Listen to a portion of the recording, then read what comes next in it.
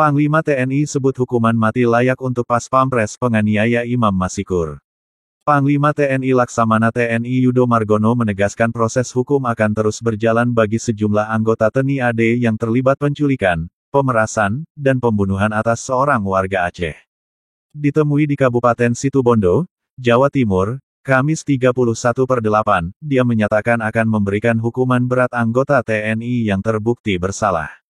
Sementara Kapuspen TNI Laksamana Muda Julius Wijoyono mengatakan jika Pas Pampres Praka RM terbukti menganiaya Imam Masikur warga Aceh sampai tewas ia akan terancam dihukum mati. Julius menambahkan, Yudo meminta jika 3 prajurit itu tidak dihukum mati harus diganjar penjara seumur hidup. Pasalnya, kasus tersebut dapat dikategorikan pembunuhan berencana. Minimal hukuman seumur hidup karena termasuk tindak pidana berat, melakukan perencanaan pembunuhan, ujar Julius. Jokowi, Pas Pampres tewaskan Imam Masikur diproses, semua sama di mata hukum.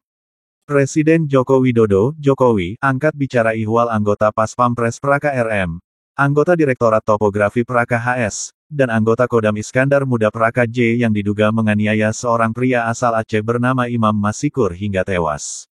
Jokowi mengatakan kasus itu sudah diproses hukum. Iya, itu sudah diserahkan ke proses hukum lah, kata Jokowi di ASBSD, Tangerang, Banten, Kamis tanggal 31 Agustus tahun 2023. Jokowi meminta semua pihak menghormati proses hukum yang ada. Dia menegaskan semua orang sama di mata hukum. Hormati proses hukum yang ada. Semuanya sama di mata hukum, ujarnya. Awal mula kasus. Kasus ini berawal saat korban Imam Masikur dibawa dari sebuah toko di kawasan Tangerang Selatan, Tangsel pada Sabtu, 12/8. Ketiga pelaku yang merupakan oknum TNI berpura-pura sebagai polisi saat membawa Imam Masikur, yang diduga menjual obat terlarang.